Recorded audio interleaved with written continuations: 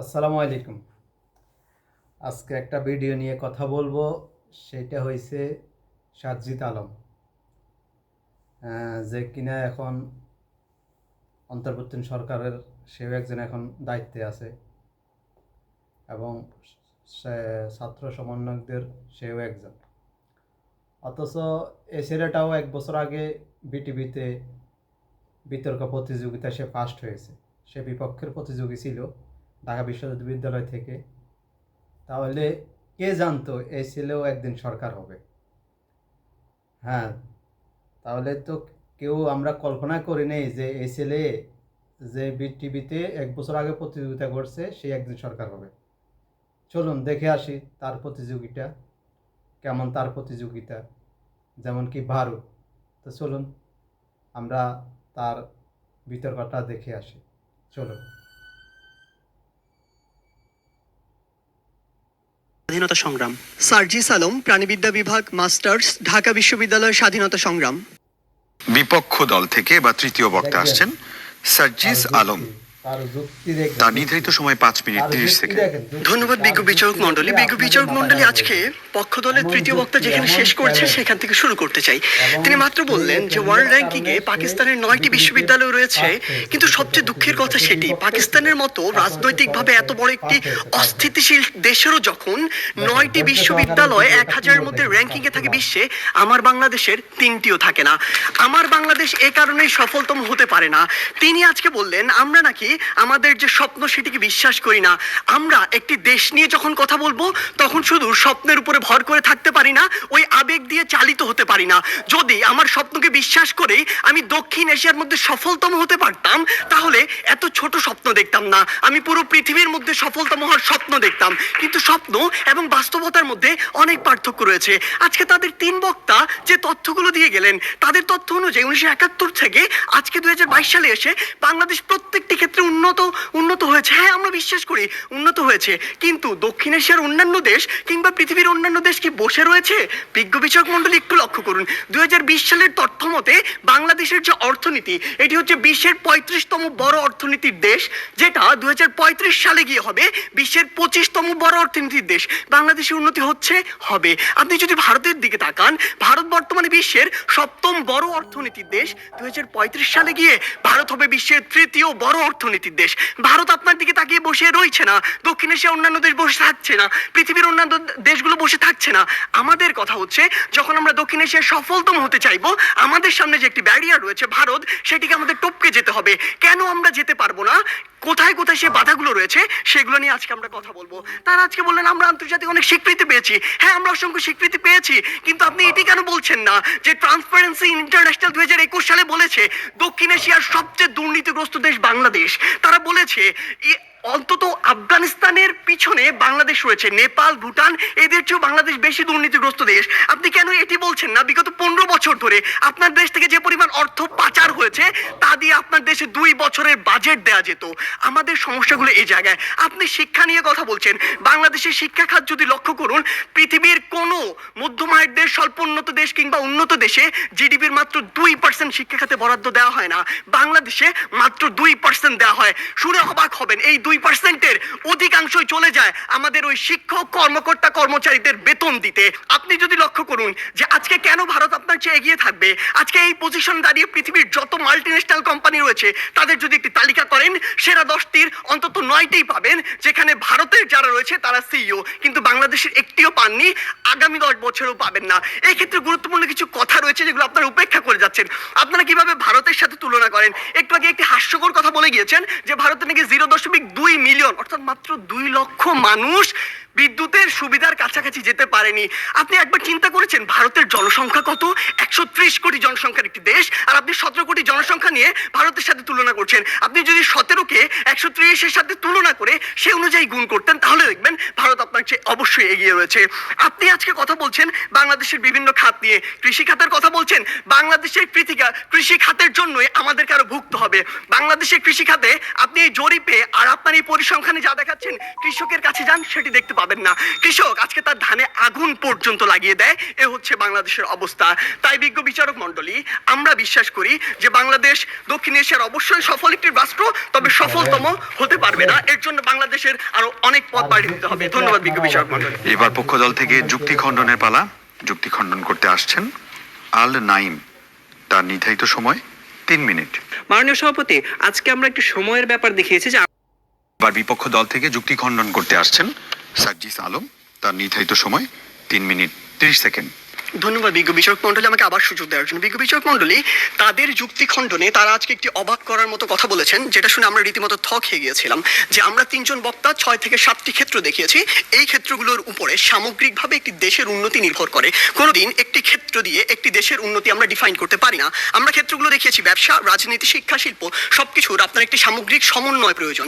আপনি কখনো একটা ক্ষেত্র দিয়ে একটা দেশকে একটা ধাপ এগিয়ে নিয়ে যেতে পারবেন, কিন্তু একটা নির্দিষ্ট এলাকায় ভূ রাজনৈতিক প্রেক্ষাপটে আপনি কখনো সফলতম হতে পারবেন না। তাই আপনার সবগুলোর সামগ্রিক একটি উন্নয়ন প্রয়োজন। কেন আজকে আগামী 100 বছরে কিংবা 80 বছরে ভারত বাংলাদেশের থেকে এগিয়ে থাকে, এখানে গুরুত্বপূর্ণ একটি জায়গা রয়েছে ভারতের ভূ রাজনৈতিক যে অবস্থান সেটি, কিন্তু তারা আজকে একবার এটি গণ্য করছেন না। কারণ দেখুন, আজকে ভারতের একটি রাজ্যেরও আয়তন বাংলাদেশের আয়তনের চেয়ে বেশি।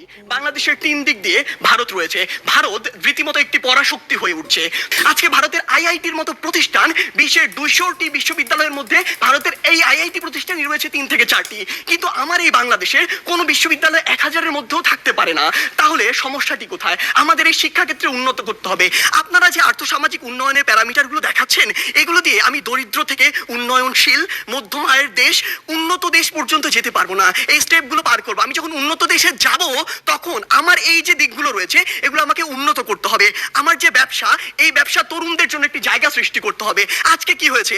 আজকে হয়েছে যে পুরো বাংলাদেশের যে হাসপাতালের যে সিস্টেম, স্বাস্থ্য খাত, এটি 8 থেকে 10টি কোম্পানির হাতে, মানুষের হাতে জিম্মি রয়েছে। এইটি থেকে বের হয়ে আসতে হবে। আজকে আমাদের ঢাকা শহর কেন্দ্রিক সবকিছু সেন্ট্রালাইজড হয়ে গিয়েছে। এখান থেকে ডিসেন্ট্রালাইজ করতে হবে। ঢাকা শহর পৃথিবীর বসবাসের অনুপযোগী শহরদের মধ্যে অন্যতম। এই অন্যতম হওয়ার যে কারণটি, এই অন্যতম কারণটি হচ্ছে এটি। আমাদেরকে এই জায়গাগুলোতে কাজ করতে হবে। আপনি ডেল্টা প্লেনের কথা বলছেন, আপনি প্যারিস চুক্তির কথা বলছেন। এই প্যারিস চুক্তি থেকে যেমনটি ট্রাম্প করেছিল, যখন ইচ্ছা তাদের স্বার্থ থাকবে না, বের হয়ে যাবে। আপনাকে আপনাদের নিজের স্বার্থ দেখতে হবে। আপনি দেখবেন ওই কার্বন প্রোটোকল চালু হয়েছিল ঠিকই। যুক্তরাষ্ট্র মনে করেছে যে পরিমাণ কার্বন নিঃসরণের লিমিট দেওয়া হয়েছে সেটা তার পক্ষে মানা সম্ভব না, সে বের হয়ে গিয়েছে। তারা সেইটুকুই লক্ষ্য করবে। তাই মাননীয় বিচারক মণ্ডলী, আমরা বিশ্বাস করি বাংলাদেশ অবশ্যই সফলতম একদিন রাষ্ট্র হবে, সেটি আমরা স্বপ্ন দেখি। কিন্তু 21 শতাব্দীর মধ্যে এটি সম্ভব নয়। যখন আমাদের সামনে ভারত রয়েছে, সম্ভব হবে যদি আমরা যে সীমাবদ্ধ ক্ষেত্রগুলো দেখেছি সেগুলোতে কাজ করতে পারি। আমরা প্রত্যাশা করি কোনো একদিন আমাদের প্রজন্ম বাংলাদেশকে সফলতম রাষ্ট্র হিসেবে দেখবে। ধন্যবাদ বিজ্ঞ বিচারক। যে প্রেক্ষিত পরিকল্পনা, এই প্রেক্ষিত পরিকল্পনার হাত ধরে বাংলাদেশ কিন্তু গত 12 থেকে 14 বছরের মধ্যে অভূতপূর্ব উন্নয়ন সাধন করেছে। এবং এই যে সাফল্য, এই সাফল্য সেভাবে ভারতের কাছে বড় চ্যালেঞ্জ হচ্ছে তার এই বৃহৎ জনসংখ্যা এবং বৃহৎ আয়তন, তার এতগুলো প্রদেশকে। বিজ্ঞ বিচারক মণ্ডলী, ধন্যবাদ সবাইকে। এবারে আসি আমি বিপক্ষের দলের প্রতি। আইএমএফ এর প্রতিবেদন অনুযায়ী অল্প সময়ের মধ্যে বাংলাদেশের জিডিপি মাথাপিছু আয়ের পরিমাণ দাঁড়াবে $1888। ভারতের যেখানে হবে $1877।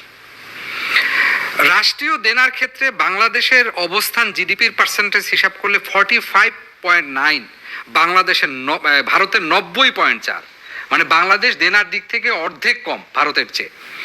গড় আয়ুষ্কাল বাংলাদেশের জনগণের 72.3, ভারতের 69.4। লিঙ্গ সমতা সূচকে বাংলাদেশ 50তম, ভারত 112তম। শ্রম শক্তিতে নারীর অবস্থানের দিক থেকে বাংলাদেশের অবস্থান 32% নারী এখানে অংশগ্রহণ করে, ভারতে অবস্থান করে মাত্র 20% নারী। বাংলাদেশ এই মাত্র 22 বছরে 21 শতাব্দীর এই পর্যায়ে এগিয়ে এসছে। আরো 78 বছর আমাদের হাতে আছে। এই 78 বছরে সফলতম হওয়ার ক্ষেত্রে আর কি প্রতিবন্ধকতা থাকতে পারে? 22 বছরে যদি এই অর্জন হয়, তাহলে 78তমতে এই অর্জন বাংলাদেশ করতে পারে কি পারে না? সেইখানে দাঁড়িয়ে প্রশ্ন হচ্ছে, ভুটানের অনেক দিক থেকে অবস্থান নেই, কিন্তু সুখী দেশের তালিকায় ভুটান বিশ্বের একটি অন্যতম দেশ। তাহলে এই সুখের বিবেচনায়, সময়ের বিবেচনায় ভারতের চেয়ে বাংলাদেশ কি এগিয়ে নয় কি?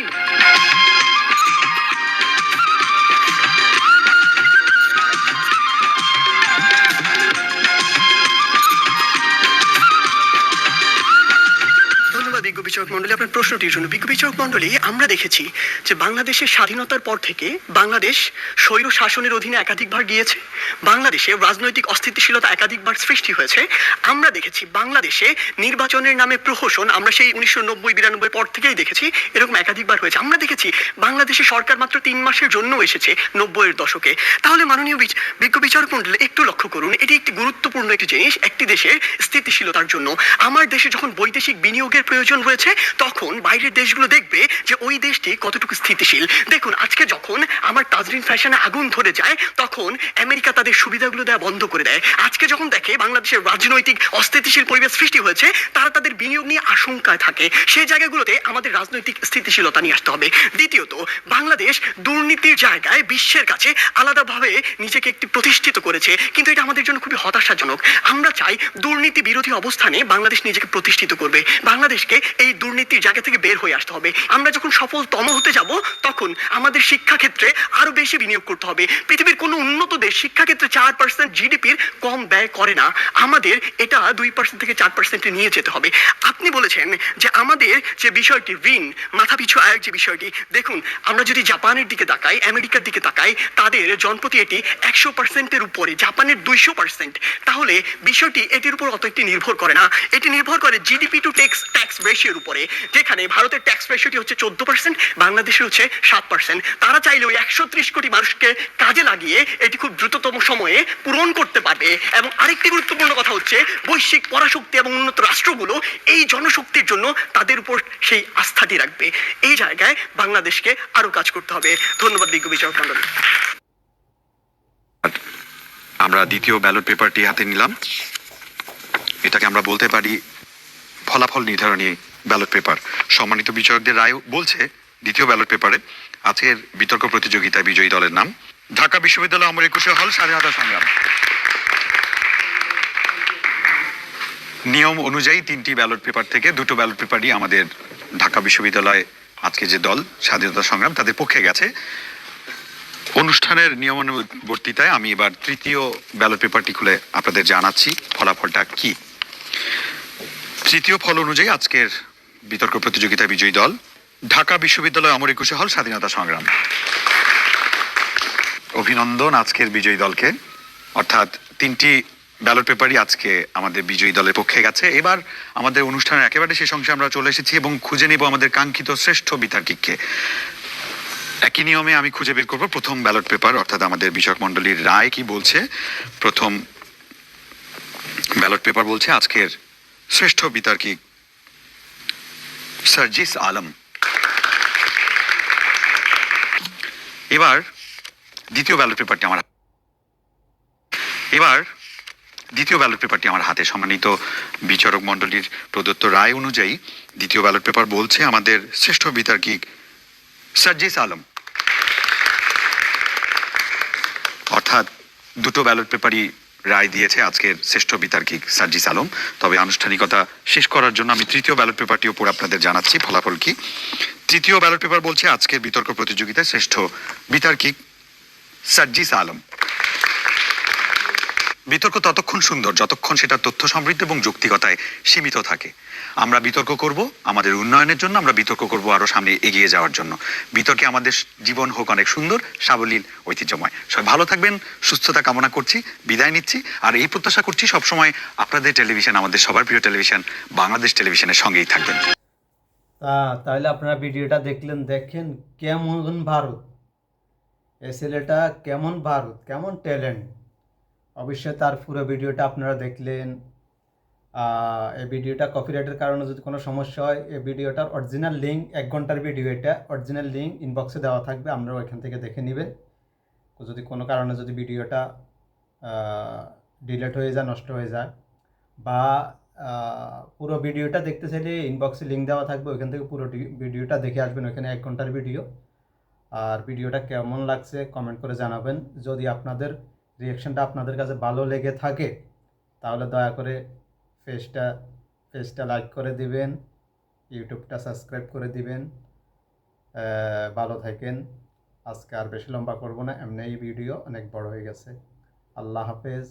আসসালামু আলাইকুম ওয়া রাহমাতুল্লাহ।